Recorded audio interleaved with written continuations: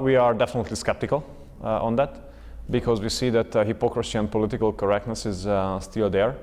The biggest member states, except for Italy now, are not ready to put into consideration the security aspect of migration. The current migration policy of the European Union can be very easily translated as an invitation in the mindset of those people who can easily make a decision to hit the road towards Europe based on their everyday life situation. On World Refugee Day last week, you passed a new law which makes it illegal to help migrants. It criminalises helping undocumented immigrants, and that includes asylum seekers. Why would you do that?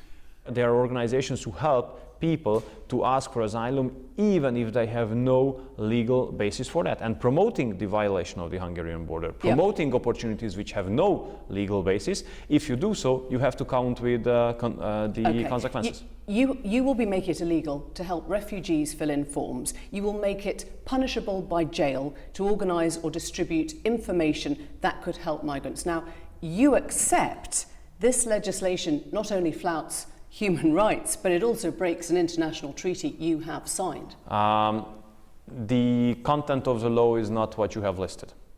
The content of the law is that if you promote illegal possibilities to come to Hungary, then you have to count with the consequences. Right? Because anyone who lands in your country who calls themselves an asylum seeker has the right to have their papers and their situation examined. And you are now making it illegal, unless I've got that wrong, to help somebody find out or promote or we are from the south, we are surrounded by peaceful countries. So those people who were violating our borders all came from peaceful countries like Serbia and Croatia.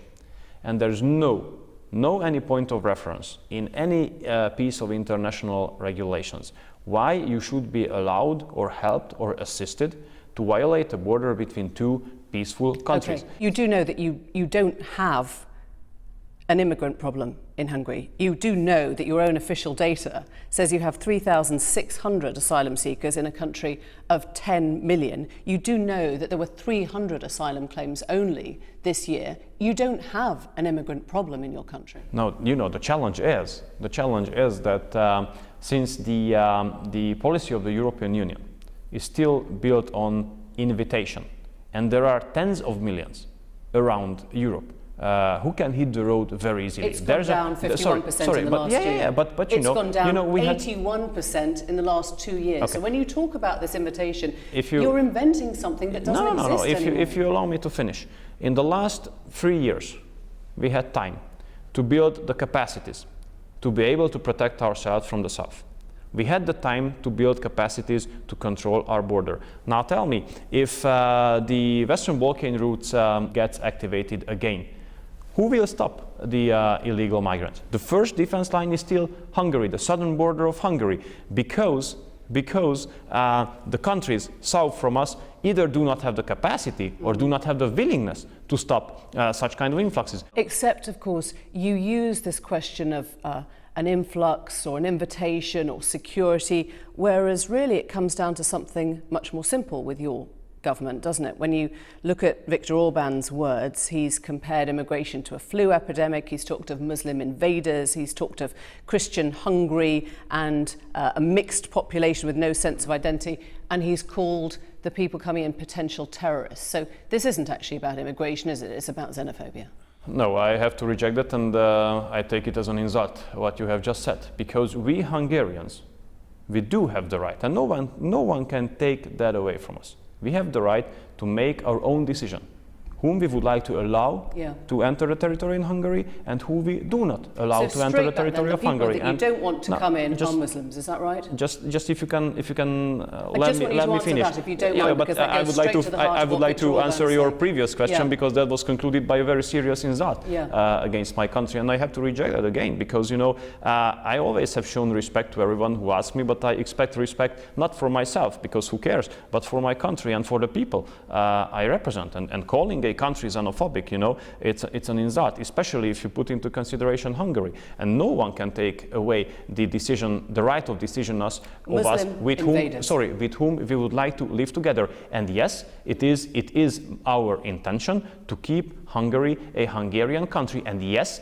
we do not agree with those ones who say that multiculturalism is by definition good. If you say that, we respect that. If there so you stand by this idea of Muslim invaders, right? Sorry? You stand by this phrase that your Prime Minister used of Muslim invaders? I stand by, of course, all of the statements of my Prime Minister, and stand by our position. Potential terrorists. And stand by the position that if you allow hundreds of thousands of people to enter the territory of the European Union without control, without check, does it give the opportunity for the terrorist organizations to send their terrorists to Europe? Yes, it does. What we don't want is a massive illegal influx coming from the south to us. We want to keep Hungary a Hungarian country, and we don't think that multiculturalism is by definition good. If you think so, if people in this country think so, we respect that, no problem. But please don't put pressure on us. There was an election in April. Come on, don't deny that. There was an election in April. Which there was many a record, of your opposition do not believe was fair. Oh, they believe that your party used extra campaign funds to help Viktor Orban to a success. That's unserious. Okay, I'm talking about what your opposition say. Yeah, okay, and represent them. 70%. 70% was the turnout, record high, 70%. We only on our own received 48.6% of the votes. Journalists will tell you that press freedoms have been eroded, that they have a creeping sense of working for a PR dictatorship. Oh, come on. You know that public administration courts are being set up parallel to existing tribunals. There is a sense of erosion of the rule of law. This is no longer a democracy. It is a creeping authoritarianism in Hungary. You echo lies. You do echo lies in this television.